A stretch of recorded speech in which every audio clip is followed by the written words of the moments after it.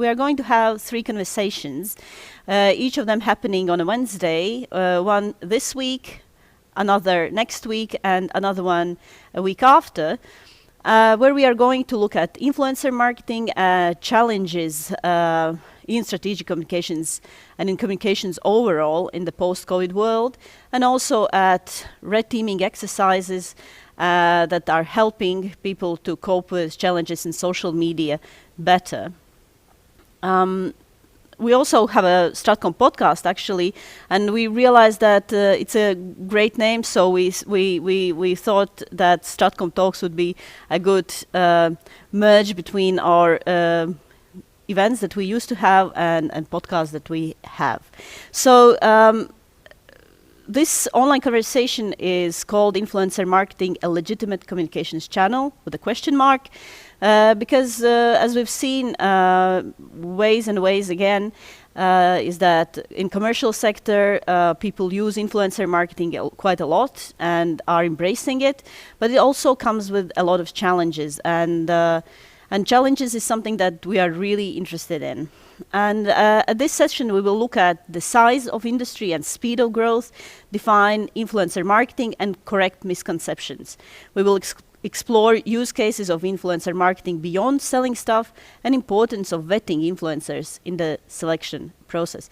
I really hope that you will be asking questions. I will be receiving them here, and you can also leave your comments or leave your examples of influencer marketing, how you have used influencer marketing, or what you have seen being used. We are really interested in your comments and in your take on influencer marketing in communications. So now I would like to actually make a bit of a pause, because we have also today published a new report. Can I get my presentation? Which is looking at digital terms. We have a working group that is looking at NATO terminology and strategic communications terminology, and the biggest aim is actually to put together the understanding of different terms from our NATO perspective and putting it together with the academic perspective and perspective from other areas where people are working with these issues. It's available online already, and you can see a few examples of terms that we were looking at, and we really hope that you will find this research, this report, interesting and valuable. Okay, well, back to our speaker. I would like to introduce you to Mr. Scott Guthrie. He's an independent influencer marketing consultant and a conference speaker. He is a top 10 PR blogger and media commentator. And he's also a co-chair of the Chartered Institute of Public Relations Influencer Marketing Panel, a Public Relations and Communications Association council member, and an editorial board member of both Talking Influence and Influence Publications. Scott has written chapters for 5 business books on the subject of progressive public relations and influencer marketing, and his latest work, Virtual Influencers More Human Than Human, is due for publication by Routledge in November. Oh, it says in November. In the book, Influencer Marketing, Building Brand, Communities and Engagement. November is pretty soon, actually, Scott. It's about 3 weeks away, I think, publication date. I'm very excited. Yes, we are also very excited to have you here. And before we actually start this discussion, we did a small interview with Olga Kazak. She's working here in Riga, and she's working a lot with influencer marketing. And we did a small interview where she talks about what influencer marketing is and gives her take on that. Can we get the video, please? Influencer marketing is one of digital marketing types, and influencers as themselves is one of opinion leader types. Influencers today is a very interesting phenomena, because we see it's not the same as celebrity, because celebrity usually are popular for the wise audience, but here we see that influencer can be popular for the very concrete small audience, but at the same time audience is very loyal to this influencer, and influencer can affect the purchase decisions of this audience, and that is why it is important, and that is why it is a very good marketing tool for the brands, for the organizations, and as well as for the political parties, etc. I would say that at the present moment in the field we speak about the main challenges that face all the organizations that cooperate with influencers, and the main thing is to choose the correct influencer for your brand, for your idea. And first of all, can you with this influencer reach your audience in your region? The region is very important. For example, if I'm local product, local brand. Second thing, will I reach audience of the certain age, sex, values, and interests? And third thing that I would say is very important today is what we think about and we discuss about is an ethical aspect. Is it okay to advertise everything for money? Any, I don't know, improved magical tools for your health, or some magical water that can make you younger or live better, etc. And that is what we see is happening in discussions in the field of professionals of communication and influencers as well.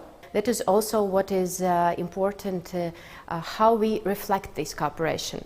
Because what is important, usually when influencers recommend some products, audience see it as his or her choice that is made just because he likes it. But we know from the field side that in many cases it is paid cooperation. So what we speak about at the present moment is that we need to speak more about these hashtags that say not only cooperation or collaboration that regular users not always understand, but to tag these posts as paid cooperation, advertisement, and then it should work in a more ethical way. So, Scott, I could see that you were nodding your head quite a few times, and I think we are ready to hear your take on influencer marketing and getting ready to ask many questions as well. Thank you very much, Linda. Well, thank you very much for inviting me to speak today, and thank you very much for StratCom for extending the invitation to me. I was nodding my head, but I was also making a few notes. I hadn't seen the video before, so I'm delighted and a little bit relieved that a lot of what I'm saying chimes in with that influencer who has just spoken in that video. What I was away furiously was that influencer marketing is not the same as celebrity endorsement, and that was represented in that video. How to choose the most appropriate influencer. It's about data, and we said about geolocation and about age, but it's also, I think, about the human side and the skill of the practitioner in choosing the most appropriate influencer for the brand or for the organization, and about the element of ethics as well. So I will cover that, and I'll cover it very, very briefly. You've already said, Linda, in your generous introduction, that I will be speaking about the size of influencer marketing, the speed of the growth, a definition, the different use cases beyond selling product, the importance of having a process in a workflow, but also a word or two on disclosure. I aim to talk for about 20 minutes, and I've been a bit ambitious in how much I'm going to try and cram into this presentation. But hopefully the Q&A afterwards, we can tease out elements of the bits that were of interest and the bits that we want to explore a little bit later. So in terms about where influencer marketing sits in the global ecosystem of advertising, worldwide advertising spend is around about $639 billion a year. And the largest subcategory within that umbrella is television advertising with $185 billion. Social media accounts for $102 billion a year spend, and within that, influencer marketing contributes around about $10 billion. So it's very small numbers if you think about influencer marketing against the Goliath of worldwide advertising spend. But the important thing is it's not necessarily today's numbers, but the direction of travel. And influencer marketing is enjoying a compound annual growth rate of between 40 and 50% year on year. So whilst it's around about $10 billion in 2020, it could be as much as $15 billion by the end of 2022. This slide here just shows you what I'm talking about in terms of the direction of travel. And if we look at television advertising spend globally, 34 cents in every dollar is 34 cents on every advertising dollar is spent on television advertising. That was as true of 2017. By this year, by 2020, the 34 cents is dropped to 29 cents, and by 2024, it's thought that advertising on television will be around 26 cents in every dollar. Still significant, but it's sloping off. Social media advertising, on the other hand, is on the ascendancy. So whilst 3 years ago it equated to about a third of the spend of television, now it's about half the worth of television advertising at around 15 cents in every dollar, and by 2024 it will be about 2/3 of the spend of television advertising. So you can see that there is, in the next sort of 5, 6, 7 years, there might well be a crossover between social media advertising spend and television spend. We know, or I think we know, that influencer marketing, and as your influencer in the video said, influencer marketing is good at selling product. It's good at selling stuff. And if you look at the verticals on Instagram, the top 3 verticals for sponsored content are fashion and beauty and cosmetics. Those are the three top verticals. And I don't want to spend a lot of time here, but I'm very happy to share the slide deck after the presentation.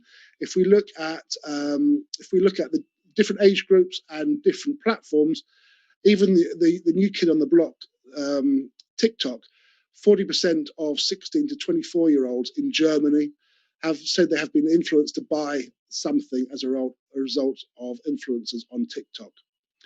And at the other end, the sort of granddaddy of social media platforms, YouTube, it's around, it's 55% of Germans say they have been influenced to buy a product on YouTube. But I'm not here today to tell you about selling stuff. I'm here today to tell you about why I think influencer marketing has become a legitimized communications channel. And largely, we've seen COVID-19 as this accelerator of change. And we've seen that in lots of different areas. But in influencer marketing, we've seen influencer marketing become more mainstream, more legitimate, and a wider variety of use cases.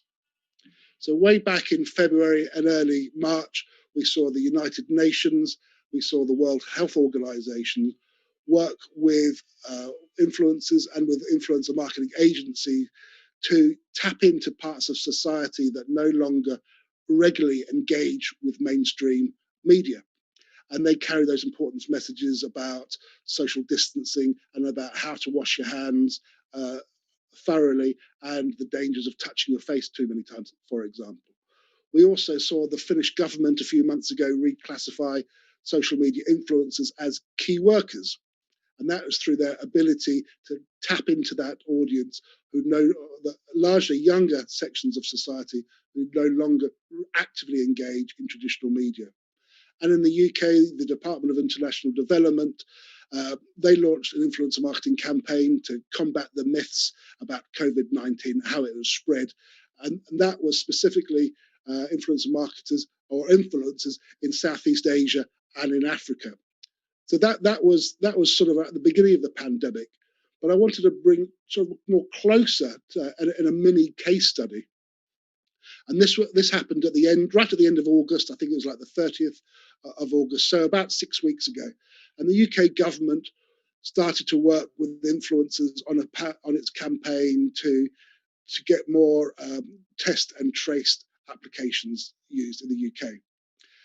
And we can see here, these are 6 random headlines from mainstream media, and the mainstream media's reaction to the government working with influencers, in this case, working with Love Island stars. Love Island, for those that don't know, it's a global franchise of TV reality stars. So the mainstream media was pretty anti the government working with influencers. I would do, but I take a more nuanced approach to this and think that they were absolutely right to tap into working with influencers. And here's a stat again from the last month from Takumi, a white paper. They surveyed 3,000 consumers in the UK, in Germany, and the United States, and they found that 1 in 4 consumers are more likely to source their news updates and opinions from influencers than from journalists or from established news outlets. So, in this instance, it's absolutely right that the government should work with influencers. And they should work with influencers because, as I said, there's a large and growing section of society that no longer read newspapers, that no longer listen to the radio, that no longer watch free-to-air linear television. There's the same section of society that no longer has a blind trust in institutions, whether that is organized religion or maybe the government or big brands. So there is a nuanced trust, not a blind trust. Trust increasingly has to be earned. And we no longer like to be interrupted by advertisements.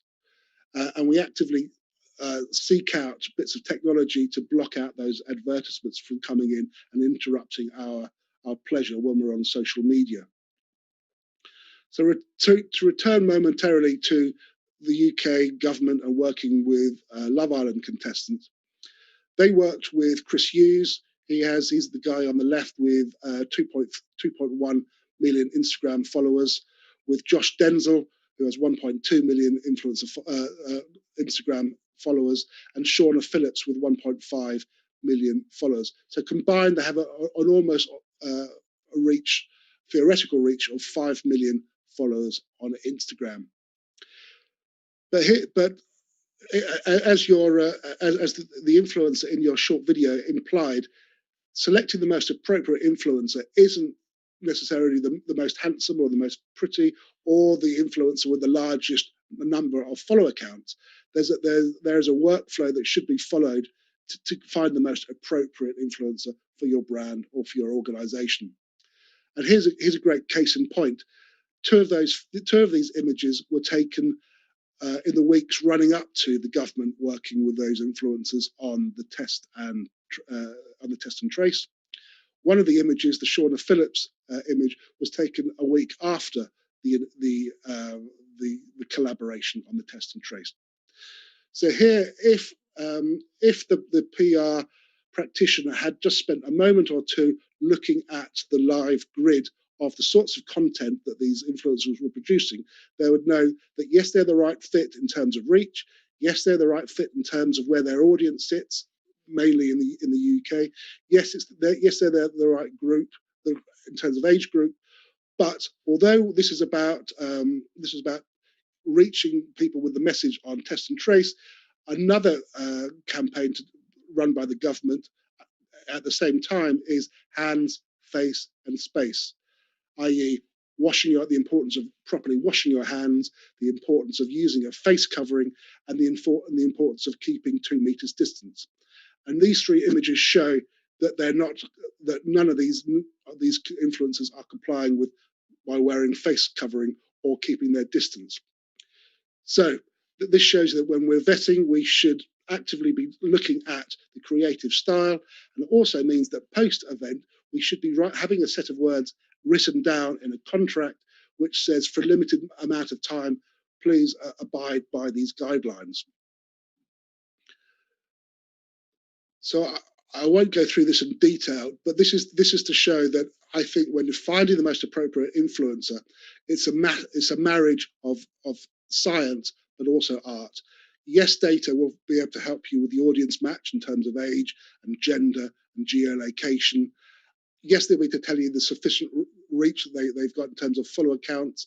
Yes, they'll be able to say what your average engagement rate is and whether it's likely that they bought fake followers or bought engagement.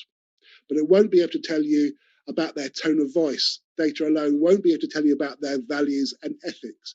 Data alone won't be able to tell you about their creative style, what they believe in, their brand sentiment, whether they are, a COVID denier, for example. This means that you have to be have the contextual intelligence of the influencer marketing practitioner, as well as being able to use the tools to look at the data. Here's a very simple workflow process. And again, I won't spend much time on this, and it's similar to many other communication workflows. But this is just to emphasize the point that it's not just about finding someone with the biggest audience and getting them to read out a script. It's about understanding what your objectives are, understanding what your key performance indicators are, finding the most appropriate influencer through data and through human insight, co-creating the content and the agreement, the creative brief, producing the content which resonates with the audience, with the target audience, but also feels organic and natural to that audience, plus gets across the key messages from the brand or from the organization, and is compliant, as the video said, about ethics and about disclosure.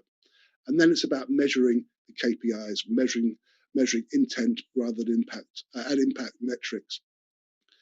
So to sum up on this mini case study, was the UK government right to work with influencers? Absolutely, because there is a significant and growing section of society who no longer actively engage in mainstream legacy media. But you should know your audience, but you should know your objectives. The government said they were right to work with influencers because they managed to reach 7+ million people. But a better objective would be more than just reaching them, but what do they do after they've seen that bit of content? What have they done after that? A better objective might have been how many consumers downloaded the app. That would be a great intent metric. But the greatest impact metric would be how have the use of influencers flattened the curve and reduced the numbers of COVID-19 in the country. So we've talked about the importance of vetting. We've talked about the importance of a creative brief and contract. I think it's interesting to note here that none of the newspaper articles mentioned that this was part of an integrated campaign by the UK government. So yes, they were working with influencers, but they are also paying for radio advertisements, for television advertisements, and for newspaper advertisements. And a lot of the articles, the headlines, made play on the influence being paid large sums of money. The fact of the matter is we don't know how much these influencers were paid because the government has yet to announce those figures. And a source close to Love Island influencers has told me that many went without pay, and those that did get paid were paid about half the amount. So there is increasingly, the point I'm making here is it's increasingly there's a disincentive for mainstream media to write positive stories about influencers because increasingly they're vying for the same advertising spend. A couple of words on disclosure. In the United Kingdom, advertising is governed by the self-regulatory body, the Advertising Standards Authority, and by the government watchdog, the Competition and Markets Authority. And in essence, ads must be obviously identifiable as an ad. And for an influencer, advertisement must be to be obviously identifiable. It's got to be first noticed that it's going to be an ad, and then it's got to be understood that that demarcation is that it's an ad. So to be recognised in an advertisement, without you have to be able to look at that bit of content without having to click on it or otherwise interact with it. And so here there's an example again from Shauna Phillips from the government Love Island and Love Island tie-in. You can see it's a nice bit of writing in her Instagram caption. It tells the story neatly, and then right at the very end, they've got a hashtag ad signifying the editor's advertisement. So under current rules and guidelines, this wouldn't be sufficient to denote that this is a paid-for piece of advertising. It should have been number one right at the top before a throwback in the caption, so that we could have chosen to click on it or not without having, we could have chosen to engage with that bit of content without clicking on it. When we think about disclosure, and we think about advertising, and we think about a commercial relationship, yes, that might be money changing hands between an organization and an influencer, but it might also be gifts in kind. So if you are a hotel, for example, that might be a free spa treatment, or that might be access to the leisure centre, or it might be free drinks at the bar, or free meals, or a free hotel room. So in the realms of NATO, that might be a free or paid for press trip, for example. So you have to think it's not just about money changing hands, it could be a gift in kind.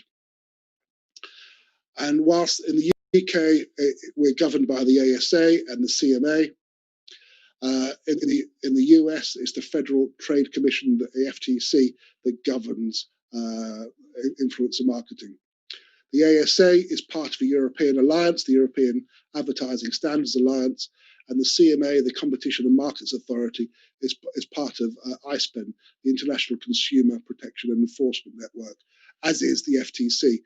And there are, I think, just over 90 other countries that belong to ISPEN, and they are banding together around the world to protect the consumer.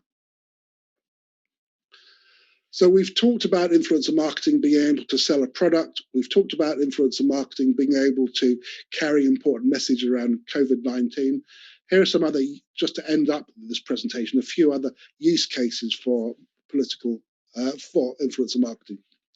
So we saw at the beginning of the year, Michael Bloomberg work with influencers in his short-lived campaign to be elected to the White House.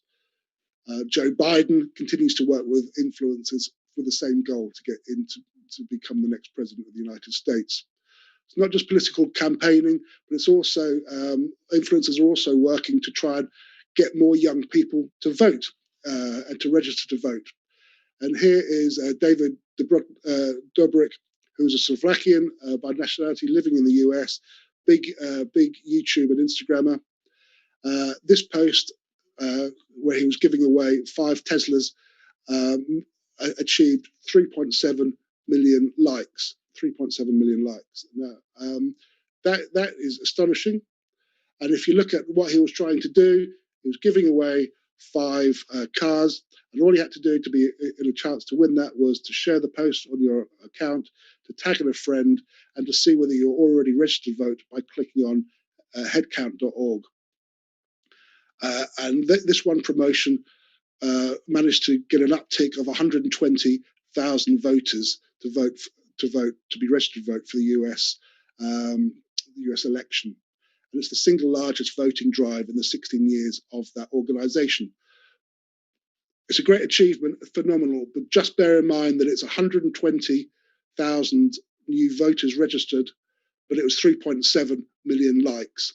So again, when we're thinking about the KPIs, when we're thinking about how we can measure influencer marketing, we should look beyond vanity metrics, we should look towards intent metrics, and we should look towards impact metrics. So the intent is 120,000 now have the intention of voting.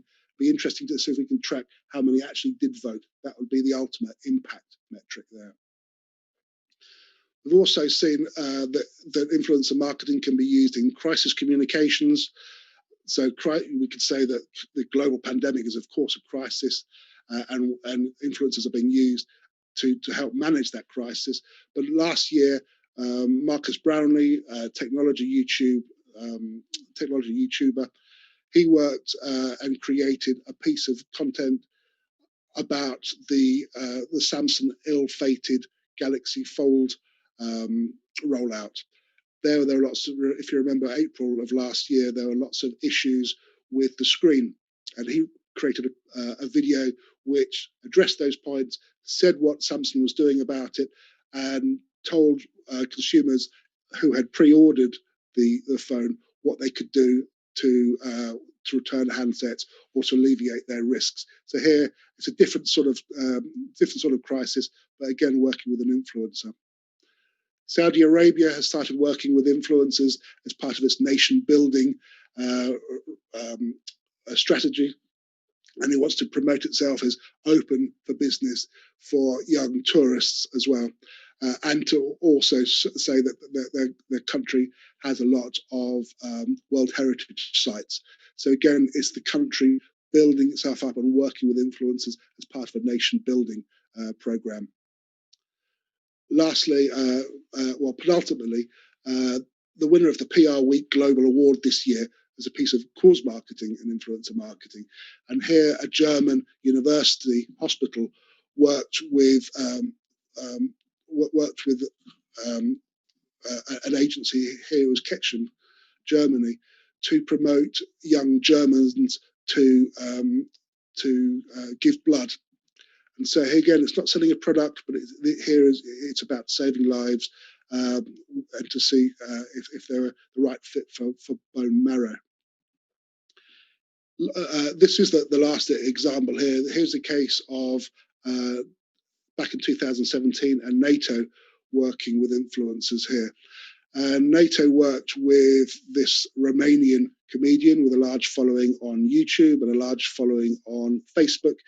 And he produced sort of irreverent content around NATO manoeuvres. So there was an exercise back in 2017, 9 different countries, and there was the usual press trip, the usual serious newspapers and news agencies and broadcasters were there. But the Romanian was also invited, and that raised a few eyebrows about because he wasn't producing serious newsworthy content.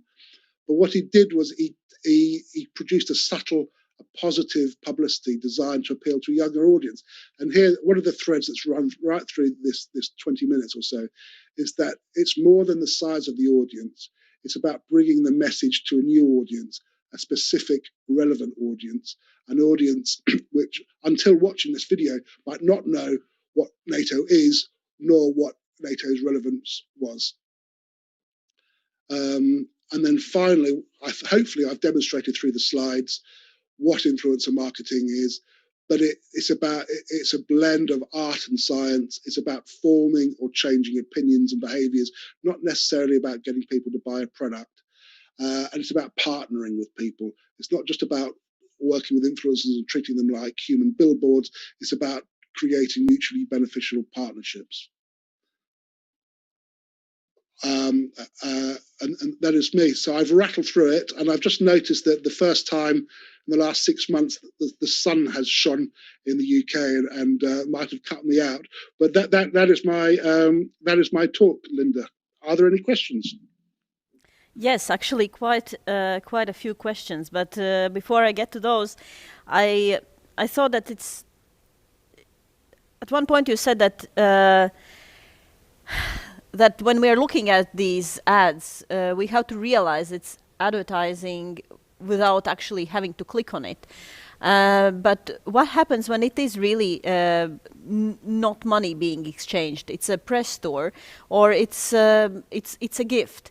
For example, in mass media, usually there are rules. For example, for journalists, there are limitations. They can get a pen as a gift, but they can't get maybe a trip to Saudi Arabia as a gift with an expectation for them to write a nice story about Saudi Arabia. How does it work when there's no money exchange? Should there be written that it's advertising?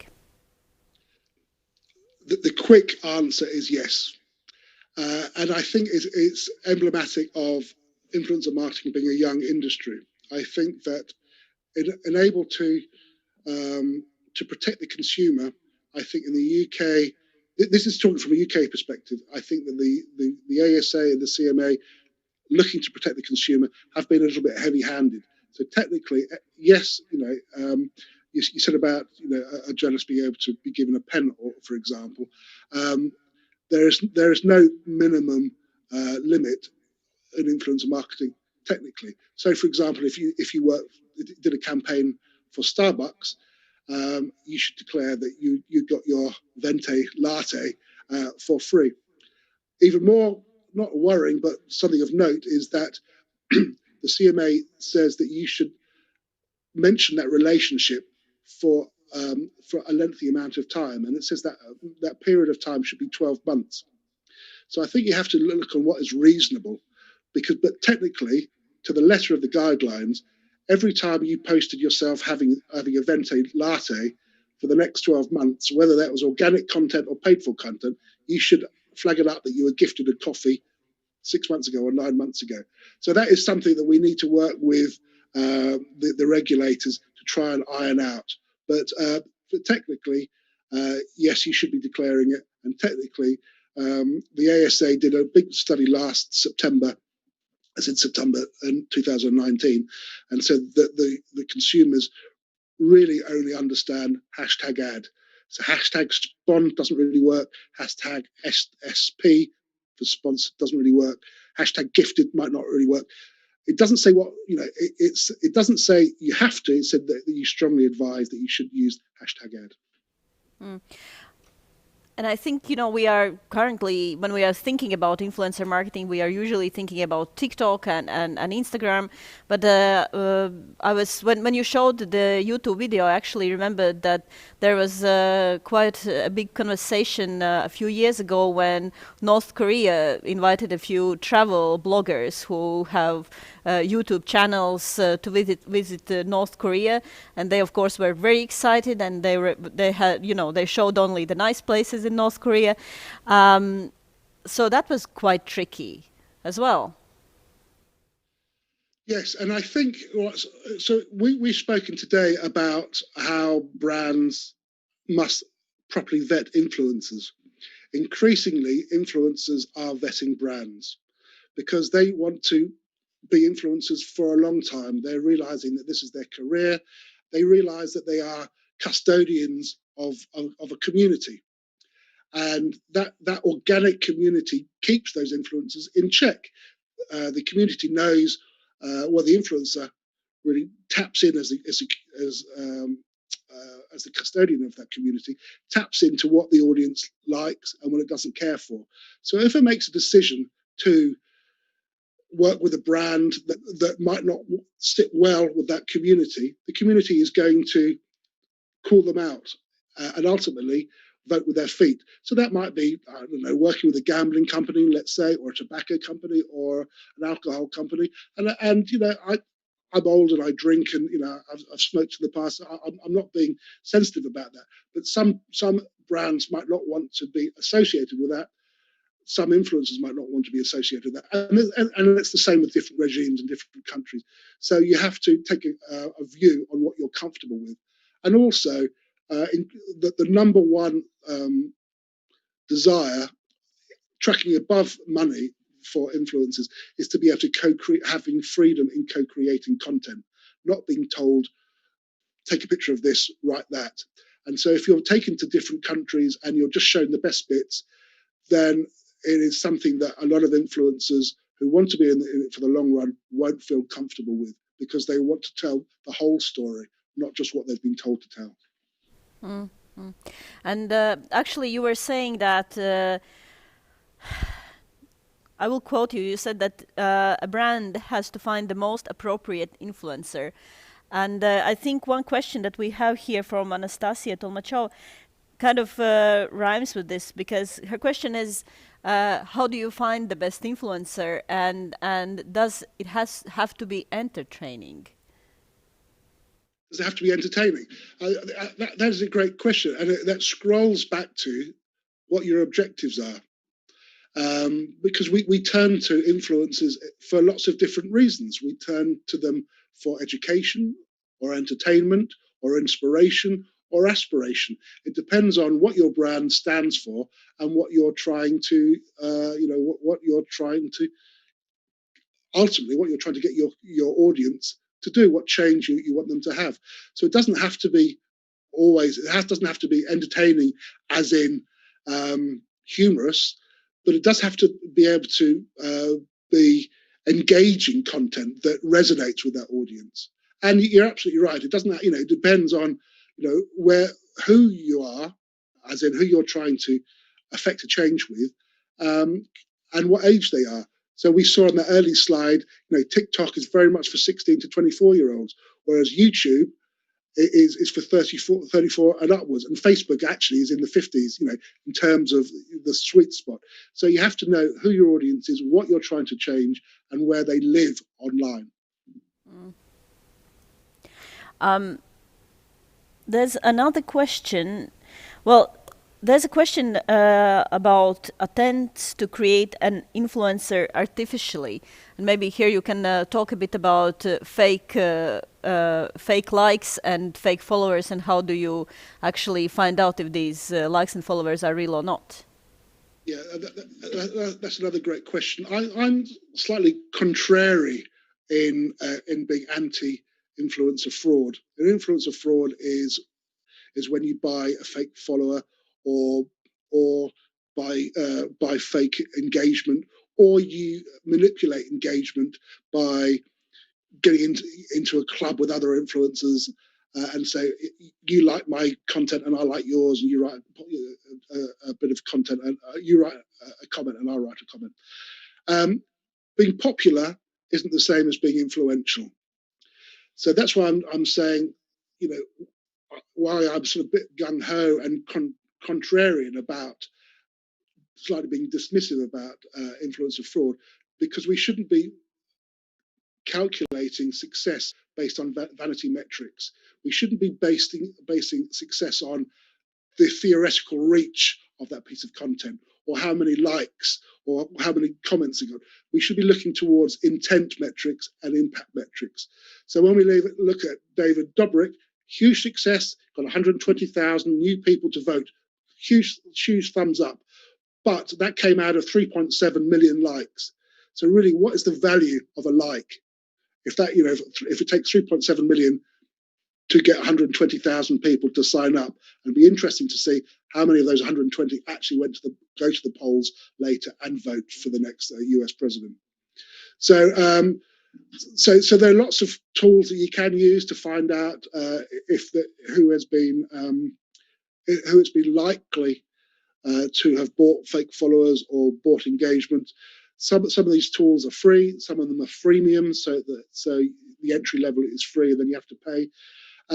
There's a danger there that a lot of these tools are run by artificial intelligence and machine learning, and so the machine learning will rely on a small sample set and then extrapolate from that sample set.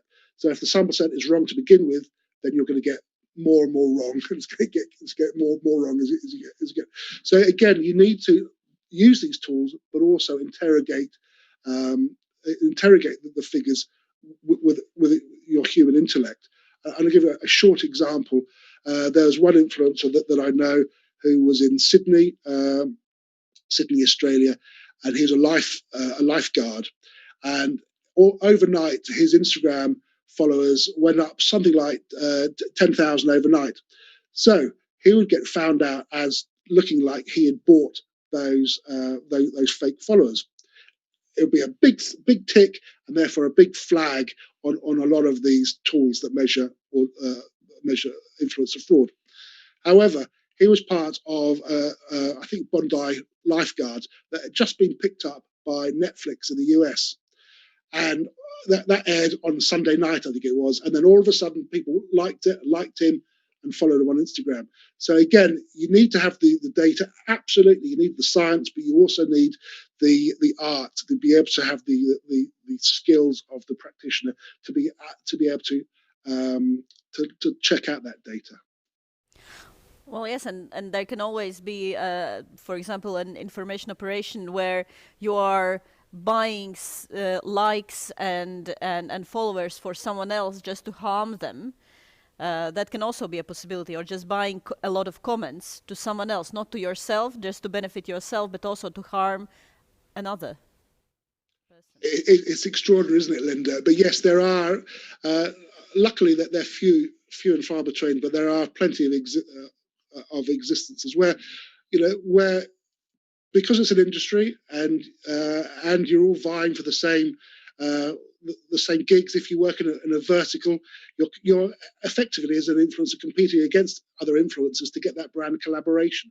And there are a few, yes, that have bought fake followers or bought fake engagement and bought them with the username of a competitor influencer. You're right. Yeah. But that's why I'm a bit gung-ho about it. That it shouldn't matter so much, because we should be moving away from vanity metrics to something more substantive. What I'm always thinking when I'm thinking about influencers is that, like, are they promoting your brand or your product or your service, or they are mostly promoting themselves? So it's really hard, actually, and especially when we speak about numbers, it's really hard to tell this. Well, I was just wondering if these Love Islanders at the end of the day were really happy or unhappy about being included in this campaign. Because probably, from one standpoint, when you are when a government asks you to spread the message, then they are kind of legitimizing you as a valuable voice within the community. But then from the second point of view, you get a lot of backlash as well. And I was thinking that maybe for government agencies or influencers working with government agencies, it's just a safer bet to not take any money and just to say that, we're just doing it because we want to support our government or an organization.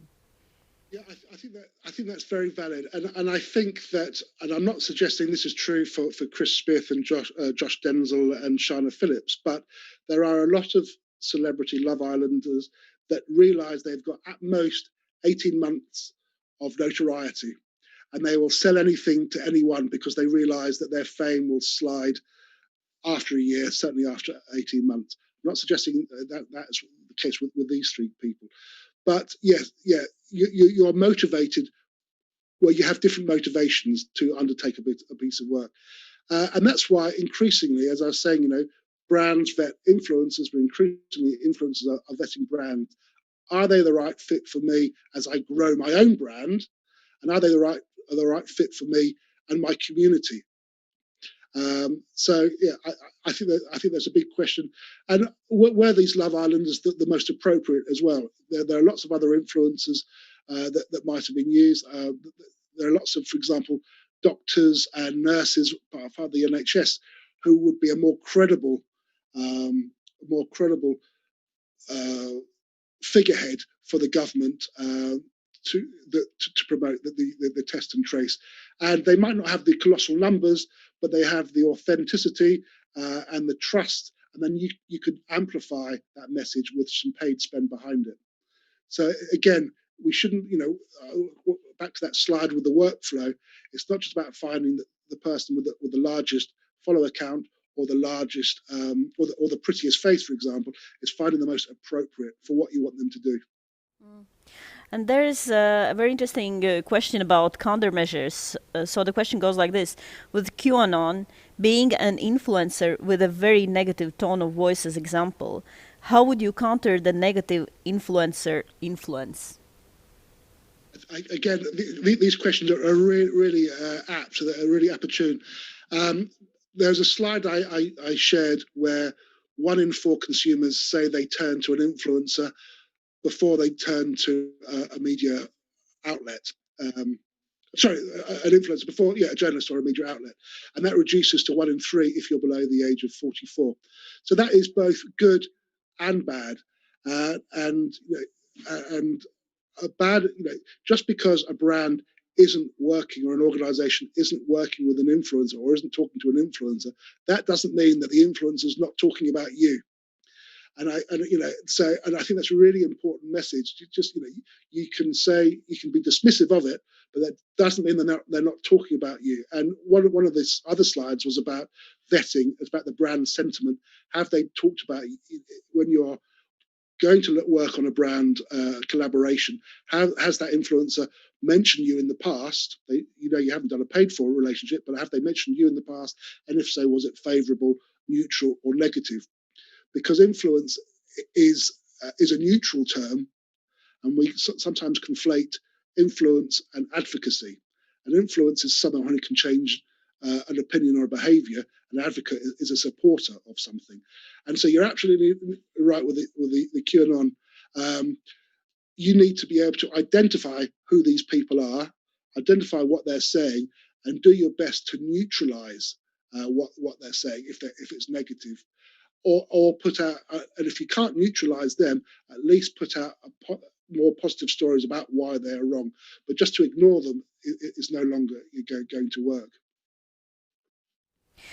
And another interesting question that we have here is how do you measure, especially if it's not just selling stuff? How do you measure if it's, for example, a campaign about COVID-19? Well, here again, we were saying that the government in this, going back to the Love Islanders, the government said that they were pleased they worked with these Love Islanders because they reached 7 million people. That they wouldn't have reached it through radio and television and newspapers alone. Now that measurement is that's a theoretical reach. That is just adding up the number of followers and combining them in aggregate. That doesn't give you the true reach. That doesn't tell you how many people actually clicked on that bit of content. So what do you measure depends on what your objectives are. So here they were measuring on reach. They might have also measured on vanity metrics like numbers of likes or numbers of comments.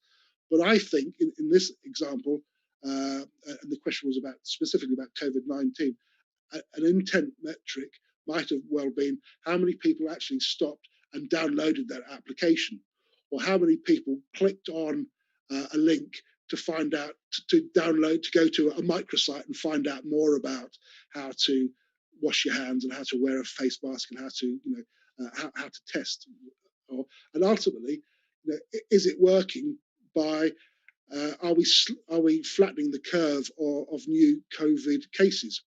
So it's not just about reach here, it's about what happens after that the consumer has engaged with the content. And that, nothing to do with COVID-19, but a few years ago, the Body Shop worked with influencers to carry a message about ending testing cosmetics on animals. And that wasn't just about, they teamed up with celebrities and influencers, but their message wasn't just about how many likes they got or how many views they got. It was about how they could affect change. And they set themselves with the goal of getting 8 million signatures on a petition within a year, and they got 8.3 million signatures on a petition in 10 months. So that wasn't just, that was signing a petition and then taking that petition to the United Nations. So it depends on what your objectives are to what you're going to measure. But with the Body Shop, it was about getting people to sign a petition and then doing something with that petition. They took it to the United Nations and then put pressure on individual legislators to change legislation. So different metrics are different parts of that communication program. Yes, I actually think that you were mentioning microsites. I think they are not used enough because it really can concentrate all your kind of efforts to measure either it's clicks or people signing up for something, etc. So, of course, much more brands are now looking into selling either their ideas or brands or products through influencer marketing, and we can start noticing that many of influencers are just as a question comes here, says that they're becoming buyouts and thus losing credibility. Because sometimes there is a feeling that, when you open Instagram stories, it's just basically like going to a shop where someone is selling many things, and then you can notice also that many influencers are selling the same thing because there's clearly a campaign going on. So what happens to their credibility? Because especially in post-COVID era, people are moving even faster from TV ads and newspaper ads into social media advertising. Influencer marketing is on the rise, but if there's a feeling that it's just only advertising, will they lose credibility in the next years? I think as consumers, we enjoy influencer-generated content, but on 3 provisos. And one is that we don't feel hoodwinked into thinking that a piece of organic content is, well, a piece of paid-for content is organic content. And that's why it's the importance of disclosure, importance of putting hashtag ads or whatever it is. We don't want to feel manipulated to think that a piece of paid work is a piece of editorial work. Secondly, that bit of content has got to provide some value for us. And we had an earlier question, does it have to be entertaining? It doesn't have to be entertaining, but it has to provide us with some value. It has to be aspirational or inspirational or educational, has to provide us with, or entertaining, has to provide us with some value. And the third thing, to answer your question, is there has to be a nice ratio of paid for to organic content, and it's probably 1 in 4 bits of content should be paid in a stream.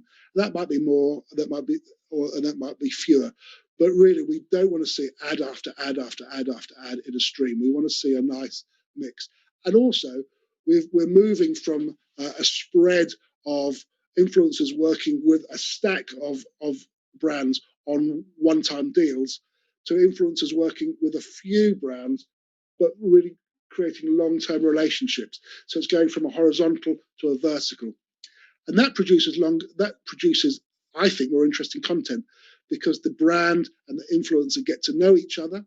So you get to shorten the turnaround time in the content creation, but they get to trust each other a bit more as well. And so the brand can think of ideas that they might not have been able to trust with an actor or an influencer on the first iteration.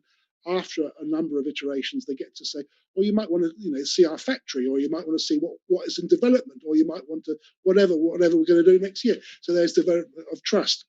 And a lot of influencer marketing is front-loaded in terms of finding the most appropriate influencer. That takes time and that takes costs, both in terms of using third-party tools and in terms of getting lawyers involved in agreements and all of and just the time of the practitioner. So it makes absolute sense to be able to work with influencers again and again and again and create longer-term relationships.